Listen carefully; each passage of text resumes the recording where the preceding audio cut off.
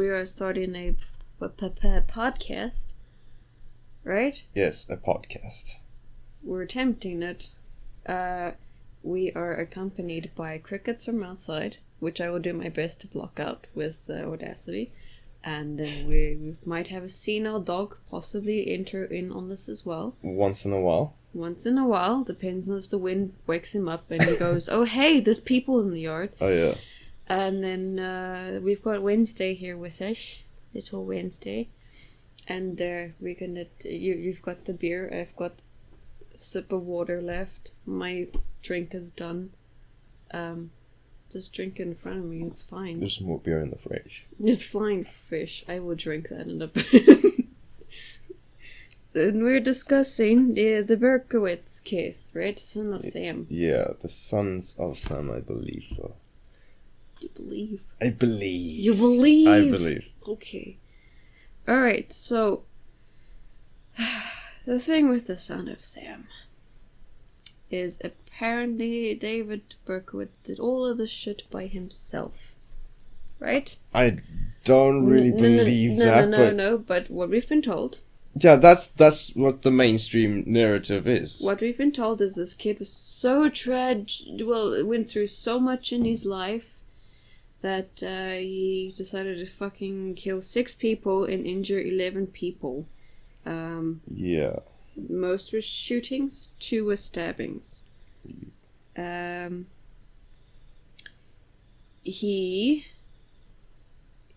of all, his family situation was a bit fucky. Yeah, he was adopted. Not just that, but his mother had was having an affair with someone who was already married. And then he was like, I don't want the kid. So she was like, I kind of want it. Well, according to Berkowitz. He was like, she said she wanted it. And then she put the kid up to it for adoption. Because he was like a businessman, he can like be seen with shit like this. Not just that, apparently it's because they were both Jewish and it's just not a thing in their family. Oh, wow. Yeah. I did not know that. Yeah, in an interview already, Berkowitz said that his mother was already 42. Wow. When she had him. That's really old. Yeah. So there was already a bit of a thing. But the people who adopted him were already, he said that they were much older already anyway. Yeah, because I saw when they interviewed David Berkowitz's dad when he was crying and everything, he was very old. Yeah, no, definitely. But apparently, according to Berkowitz as well, when he was 4 or 5, his adopted parents let him know that his mother died while she was giving birth to him, and that his father could not look after him. Can you imagine telling a kid, "Hey, your mother died because of you"? Yeah. No wonder he became the way he did. Definitely. And he said even that he carried on that blaming himself for years and was scared that his father would either be like, "Hey, I wanted to look after you," or "Hey, get out of my life." Yeah. But he also said that he had a good childhood though. Yeah. He said he adored his adopted parents completely. But I think because at 14 his adoptive mother died of cancer. Oh, so it's another what was it, maternal figure that's just gone. And by then his adoptive dad started seeing other women. And he didn't like that. Makes sense. So apparently he then was described as being difficult, spoiled, and was a bully. Yeah, and I get that. But he later on went to join the army soon after this, right? Yeah. So, yeah. Because the thing is as well, it's noted that he was above average intelligence. He just lost interest in education. And found more interest in larceny and starting fires. Makes sense. Hey. And then, at age of 17, he graduated and joined the United States Army. Yeah. And was joined an infantry division in South Korea. Yep.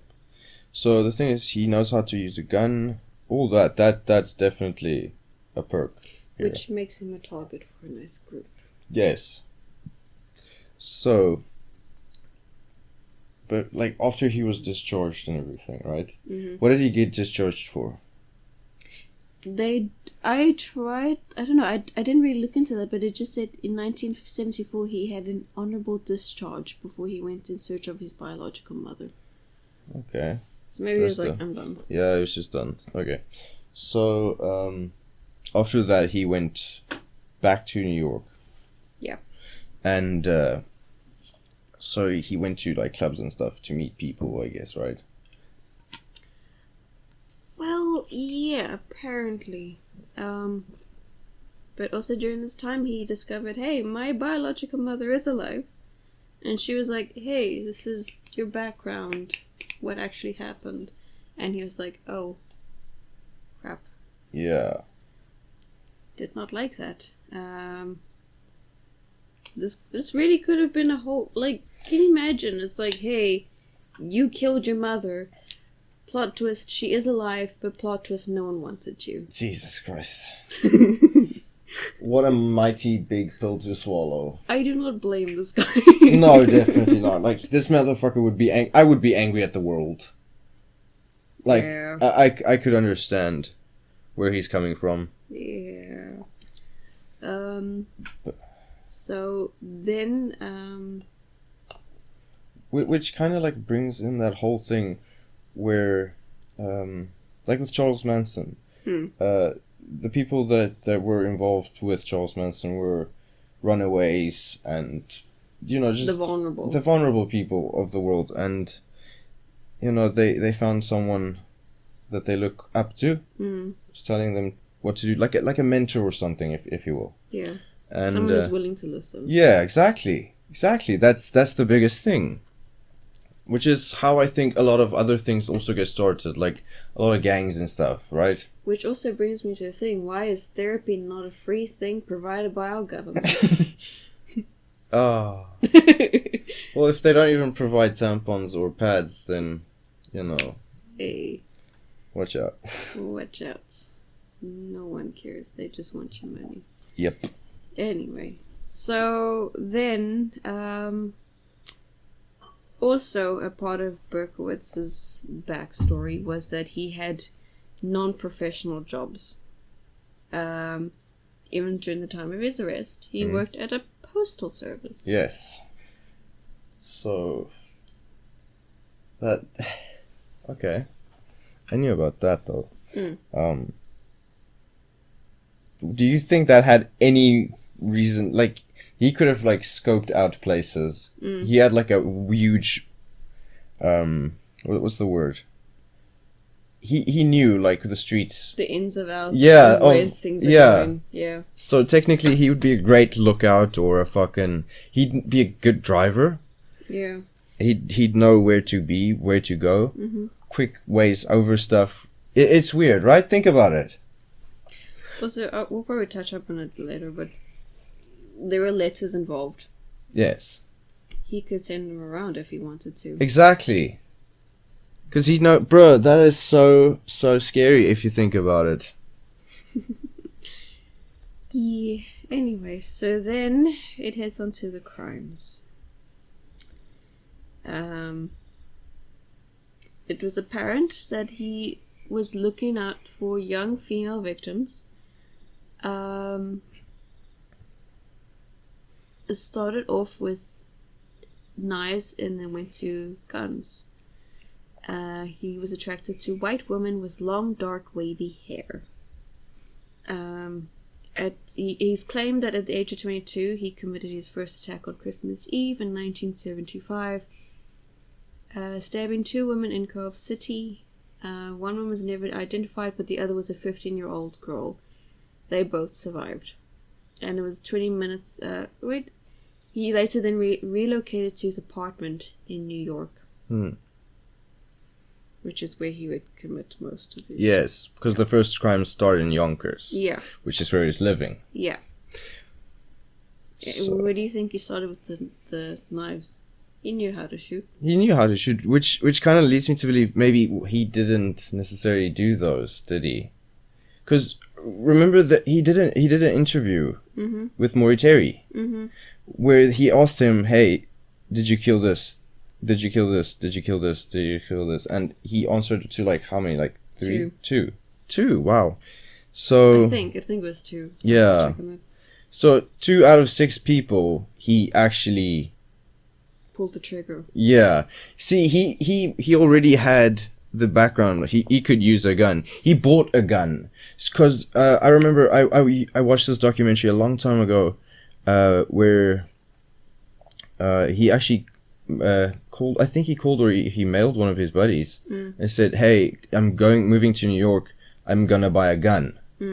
And he did. And so, you know, which kind of like makes me think like, hey, he didn't do the stabbings. You know, it's weird. Like my thought on that as well is, people know, like if it was me, people know I can use a gun, so let me go to a weapon that no one will suspect me. Makes sense, definitely. But why did he go on shooting people then later on? Maybe it was just a test thing.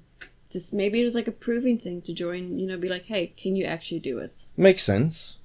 Well, I would understand if I think it's a little, I don't know. I think killing someone with a gun is a lot easier than stabbing someone to death, which makes me think, hey, that's like the perfect gang initiation. Yeah. Well, I think killing someone is like a basic gang initiation in most groups, right? Yeah. Because, in 1974 he was discharged, and 1975 he did the stabbing. So maybe it was also like a thing, like maybe see if I can still do it. I wouldn't necessarily think that. Yeah. Maybe, I don't know. You know, PTSD could be a big thing if he like really saw a lot of bad shit down there. True. Then we head on to the shootings. Donna Loria and Jody Valenti. In Valenti's car at 1 o'clock in the fucking morning. Yeah. Totally normal. Have you done this? Well, it was the 70s. Stuff was different back then. Think about it. Have you done this? I've done this. Okay.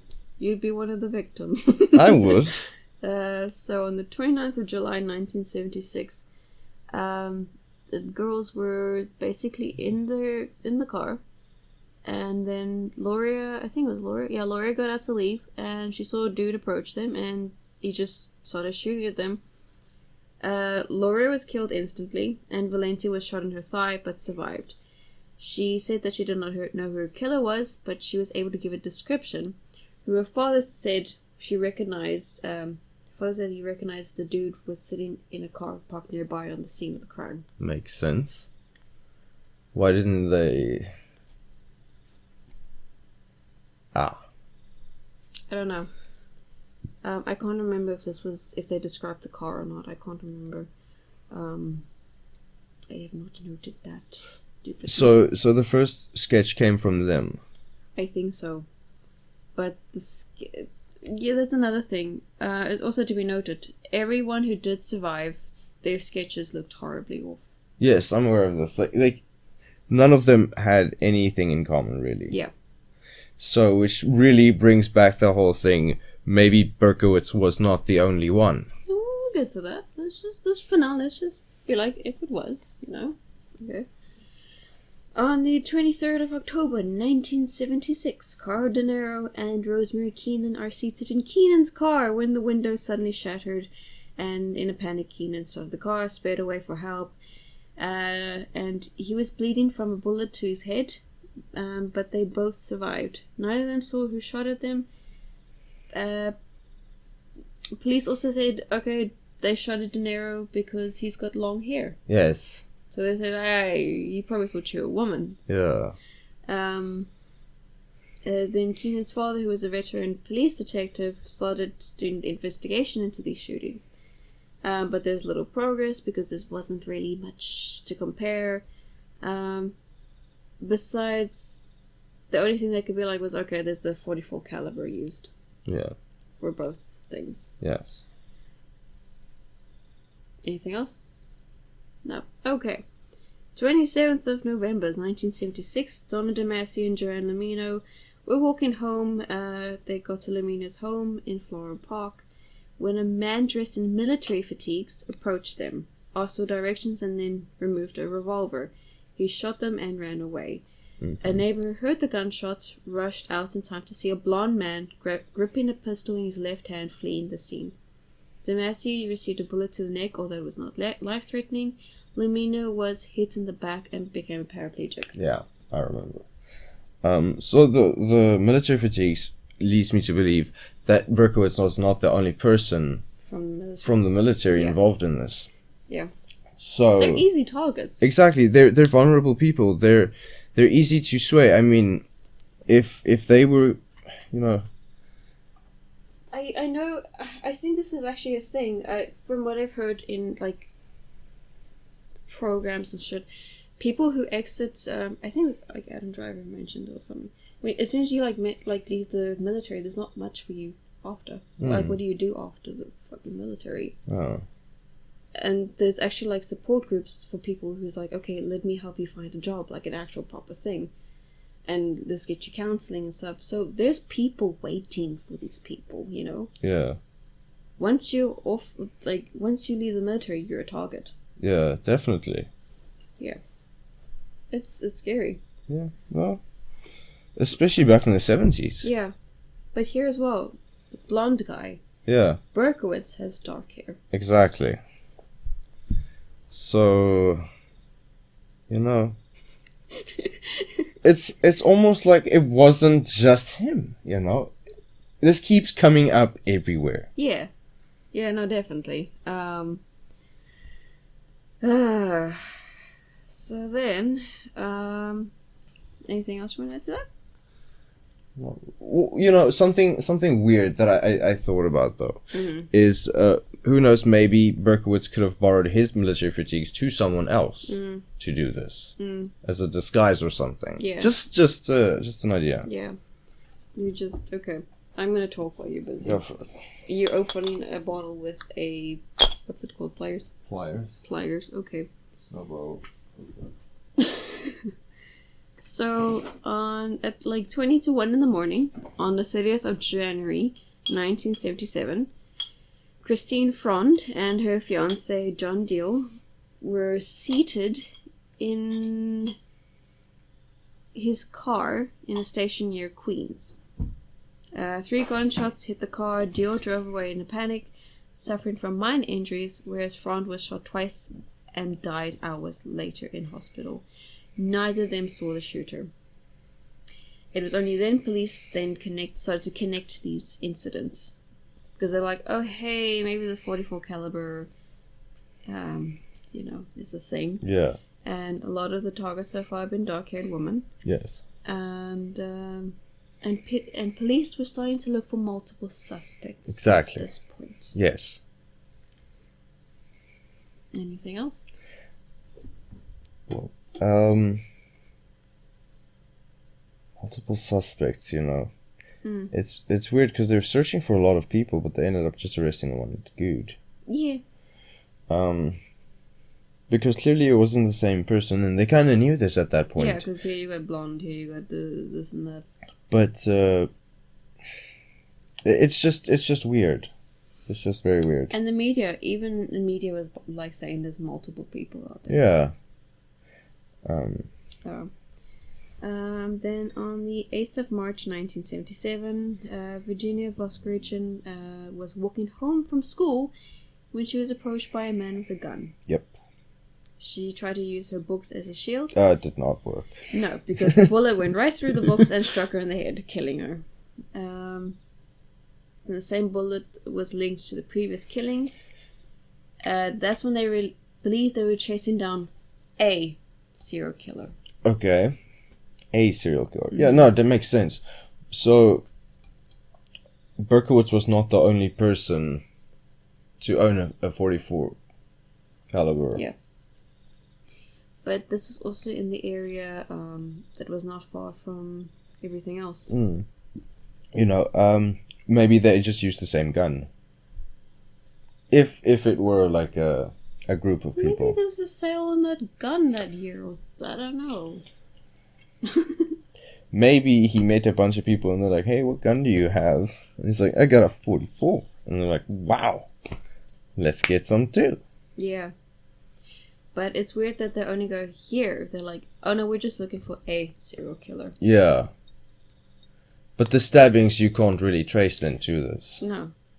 Also, why did this person just attack in daylight? Oh no, it's 7:30 p.m. Never mind. No, this is in the evening. Why just attack? She was just walking home. See, what if these were all gang initiations? No, it's probably a stupid idea. Mm-hmm. But what if? Mm-hmm. Because from here, that's where word of a serial killer started to spread. Yeah. It wasn't like, oh hey, it's not multiple anymore. It's one guy. Yeah. Why? Also, why actually send a letter to the police? Not yet. No. I'm just saying. Think about it. No, just like, why would he? So, which then leads us to the 3 a.m. 17th of April 1977 shooting with Alexander Isol and Valentina Siriani, who were actually a block away from Siriani's home and a few blocks away from Lauria and Valenti's shooting. Siriani was shot once and Isol twice, both in the head. Siriani died on the scene and Isol died later in hospital. Same weapon was used in earlier shootings, but there was then the letter. Which was just written like a child wrote it. Should I read it? Go for it. Do you want to read it? No, you can read it. Okay. I am deeply hurt by you. I am deeply hurt by you're calling me a woman hater. I am not, but I am a monster. I am the son of Sam. I am a little brat. When Father Sam gets drunk, he gets mean. He beats his family. So, brat, okay? That is usually a term for, like, military... Weird. Just... I'm sorry, I interrupted. Yeah. Also, in that Netflix thing we watched, brat, they linked with the occult. Yes. No, that as well. Makes sense. So it carries on. Sometimes he ties me up. This is Sam. Sometimes he ties me up to the back of the house. Other times he locks me in the garage. Sam loves to drink blood. Go ahead and kill, commands Father Sam. Behind our house, some rest. Which is scary. Behind our house, some rest. Yeah. Mostly young, raped and slaughtered. Their blood drained. Just bones now. Papa Sam keeps me locked in the attic too. I can't get out, but I look out the attic window and watch the world go by. I feel like an outsider. I am on a different wavelength than everybody else. Programmed to kill. However, to stop me, you must kill me. Attention all police. Shoot me first. Shoot to kill or else. Keep out of my way or you will die. Papa Sam is old now. He needs some blood to preserve his youth. He has had too many heart attacks. I miss my pretty princess most of all. She's resting in Our Lady's house, but I'll see her soon. I am the monster, Beelzebub, the chubby behemoth. I love to hunt, prowling the streets looking for fair game, tasty meat. The women of Queens are the prettiest of all. I must be the water they drink. I live for the hunt, my life. Blood for Papa. Mr. Borelli, sir, I don't want to kill any more. No, sir, no more. But I must honor thy father. I want to make love to the world. I love people. I don't belong on earth. Return me to Yahoos. To the people of Queens, I love you. And I want to wish all of you a happy Easter. May God bless you in this life and in the next. And for now, I say goodbye and good night. Police, let me haunt you with these words. I'll be back. I'll be back. To be interpreted as bang, bang, bang, bang, bang. Yours in murder, Mr. Monster. It's weird how I can say that now, but when I'm recording this, it takes me 20 minutes to read it. Wow. Fantastic. So something else that caught me. I'm just gonna go through the letter here. So later we'll also talk about this, but Sam was a neighbor of Berkowitz. Yes. Sam Carr. Yes. Who was the father of John and Michael Carr. Yes. And daughter, also the daughter. Wheat He had a Carr. daughter, Wheaties. Yes, Wheat Carr. Wheat Carr, yeah. Yeah. I don't know. I didn't look much into her. So, was one of the things that Maury Terry was later thought that they were linked. Yes. Obviously. And the thing is, there was obviously proof that Maury found that Berkowitz knew Sam, Michael, and John. Mm. And Because they were neighbors. Yes. Also, they said in the letter, more lie, in the back. Yeah, more lie in the back. Right? So, if you follow the trail behind their houses, it actually leads to Antamire Park, right? Antamire Park was an abandoned pump house, which also, there was a thing that said here, I wanted to bring up as well. Okay, you go on so long. Okay, so apparently they conducted rituals and general occult rituals, I guess. There, there's a lot of like German Shepherd skeletons, I guess, because people were actually sacrificing and drinking the blood. Yeah. According to a lot of people, actually. Yeah.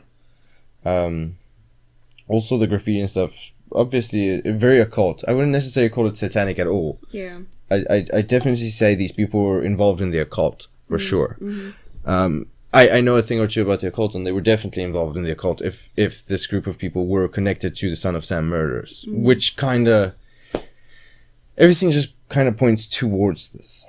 Yeah. In the letter, I must be the water they drink. Abandoned pump. Yes. He's hinting this. There's hints everywhere to this. So what if this was written by John or Michael? It's definitely one of those two, because remember, someone that was friends with them at school said that the dad used to lock them up into the attic. Yeah.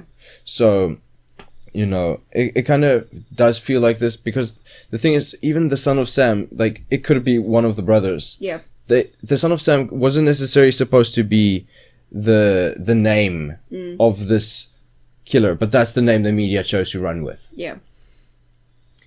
Not just that, but if this was a large grouping thing, Sam Carr could have been the guy who started this war. Yeah, that makes sense. Also, because that also links up with the whole, hey, there's more people in the back. Please look into this. Weird coincidence now that I think about it.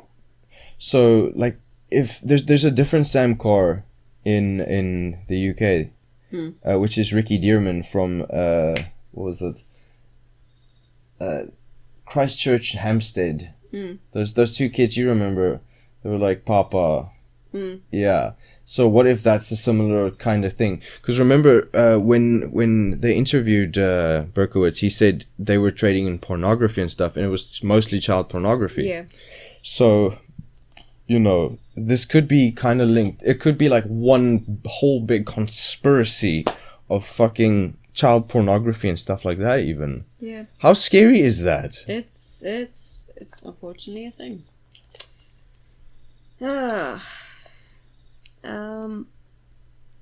Yeah, but even like the whole we must drink the blood. Yeah, exactly. But also again, monster, Beelzebub, chubby behemoth, all occult stuff. Yes, definitely occult stuff. These people were definitely involved in the occult. Not satanic at all. I'd say they were just involved in the occult. Yeah, no, the media likes to say it's satanic. Yes, the media loves to just throw satanic around. Yeah. Because that's an easy way of defining something. Especially occult. back then, because that's when it kind of had like a high rise. Exactly, because I believe, LeVay started the church, and there, the whole satanic panic, you just like I don't know why, but I love satanic panic. Just the word. It just works well together. Yeah. And then there's also the signing of Yours in Murder, Mr. Monster. Mr. Monster. Why not just sign it as Beelzebub or Chubby Behemoth? Why just go with something like, Mr. Monster? Mr. Monster, why would you choose that? Yeah.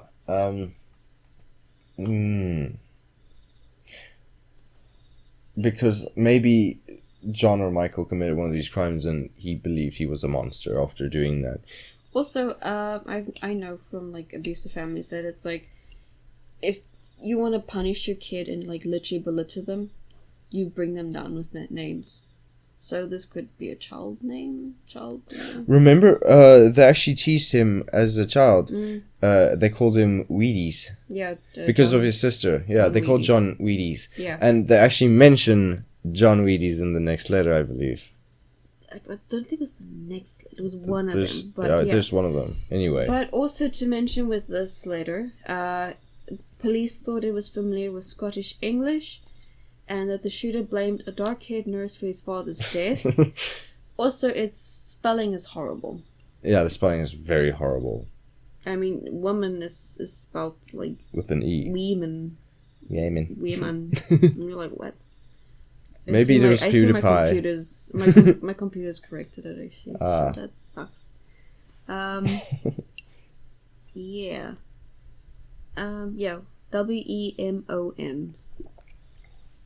Yeah, the women of Queens are prettiest of all. Yeah, it's weird random spellings though. Yeah.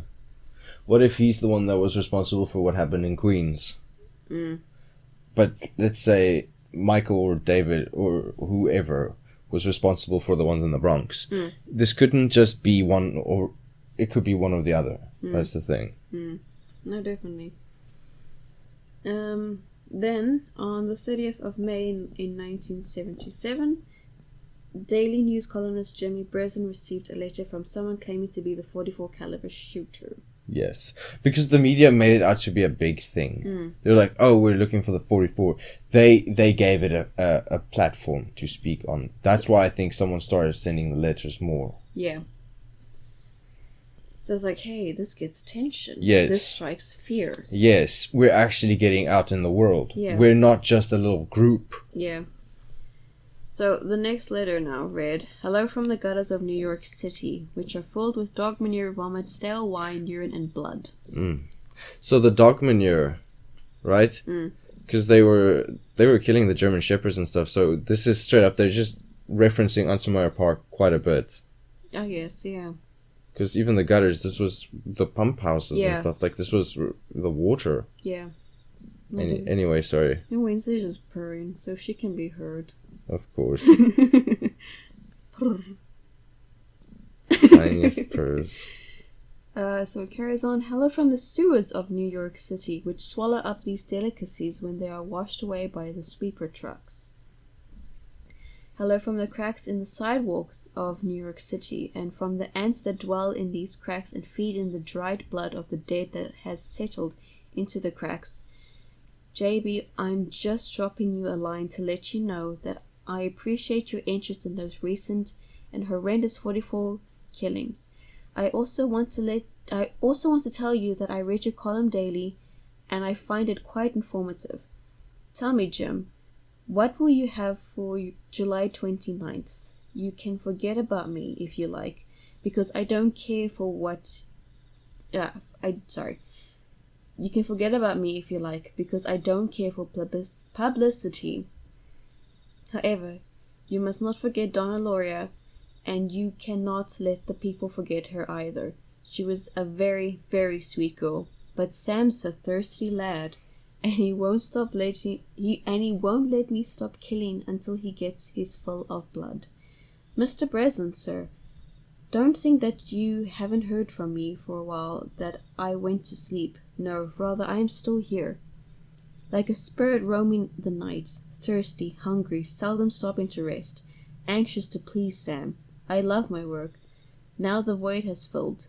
Perhaps we shall meet face to face someday, or perhaps I will be blown away by cops with smoking 38s. Whatever, I shall be fortunate enough to meet you. I will tell you all about Sam if you like. and I will introduce you to him. His name is Sam the Terrible. Not knowing what the future holds, I shall say farewell, and I will see you at the next job. Or should I say, you will see my handiwork at the next job. Remember, Miss Loria, thank you. In their blood and from the gutter, Sam's creation. 44 here at some names to help you along. Forward them to the inspector for the use by the NCIC. The Duke of Death, the Wicked King Wicker, the 22 Disciples of Hell, John Wheaties, rapist and suffocator of young girls. P.S. Please inform all the detectives working the slain to remain. P.S. J.B. Please inform all the detectives working in the case that I wish them the best of luck. Keep 'em digging, drive on, think positive. Get off your butts, knock on coffins, etc. Upon my capture, I promise to buy all the guys working on the case a new pair of shoes, if I can get up the money. Son of Sam. And then came the signature. I don't think it's a signature. That's not a signature. No. That's a sigil. That's a sigil. That's a sigil. These people were involved in the occult. That's definitely a sigil. Yeah. So that's how you get something across. Do you want to explain what a sigil is to people first? How do you explain a sigil? A sigil is basically... It's a symbol that you create, that you give a purpose. Mm-hmm. And you feed that thing what your purpose is. Or... Yeah, you just give it energy and... Yeah.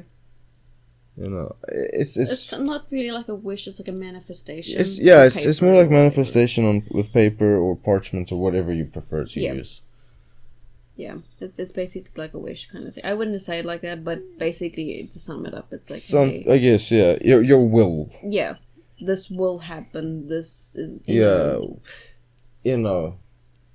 Or I am currently the owner of this. Yes. You know, some like manifestation kind of thing. Or, I guess it depends. It depends on the situation. Yeah, I mean, there's demon sigils as well. Yeah. Which is just the symbol for the demon, I guess. Yeah. No, there's different sigils, so that's why I just wanted. Different things mean different things. Exactly. Obviously, different religious, whatever you're. Yeah, so like this clearly doesn't strike me as anything involved with Satanism. Mm-hmm. This is definitely like black magic, dark occult stuff. Mm-hmm. Because clearly they're using like real fucking. I'm sorry, I'm swearing. No. It's fine. Okay, cool. They're actually doing like proper magic stuff. If you sign a letter like that, there's nothing with that in the first one anyway. And the thing is, the spelling and the grammar in the second letter is completely different. Yeah. Even the handwriting is different. See, they both talked about Sam. So 2 letters, 2 sons. Yeah. Sam Carr. Yeah. That's the dad. Yeah. They were both the sons of Sam. That doesn't mean Berkowitz was part of the Son of Sam. Yeah. He was definitely involved with the killings, involved with the Son of Sam, as the media calls it. Yeah. But I don't think David Berkowitz was the Son of Sam. No, definitely not. He was not the only one. There was a bunch. Like, also something weird though is the whole knock on coffins is if you look at how John and Michael died. Right? Yeah. They died before anyone could talk to them. Yeah. Right? Yeah. So, knock on coffins. I this is just an opinion. This is how I interpret it. Is as go look into this. I don't think, Check with the dead. Not even. It's just there's so many possibilities, and it's so scary that something like this actually happened back then. I love how it's also like, hey, don't forget Donna Loria. Like, it's a guilt. Don't forget what happened to those people. Yeah. Do not. Also, let's see. I'm just going through it again. Shall be fortunate enough to meet you. Not knowing what the future holds, I shall say farewell and I will see you at the next job. Or shall I say, I will see my handiwork at the next job. Yeah. So they're really showing off like what they can do. Yeah. Again, remember Miss Loria. Thank you and all that. Yeah. In their blood and from the goddess Sam's creation. Yes. So also something weird to note here is in a lot of what's the thing, like when they groom children, the people abuse children and stuff like that. The children end up doing the same when they grow up. Yeah. Which is like the whole Hampstead thing. Yeah. Because this guy was Ricky Dearman. He was abused as a child as well. And he ended up doing that later on in life as well. Yeah. So they get groomed, and it's like a repetitive behavior, I guess, if you want to call it something like that. Yeah. So, what if Sam was doing this and they were also involved in this at a younger age, and then they became? It's just. It's a thing. It's horrible. It's awful to think about, but this is where it was showing its head back then. No, definitely. So what Maury Terry discovered with the, when he's obviously investigating into the stuff, that Michael Carr liked to call, every time he went to different places, he was under a different name. A lot of times under royalty. So, the Duke of Death. The Wicked King Wicker.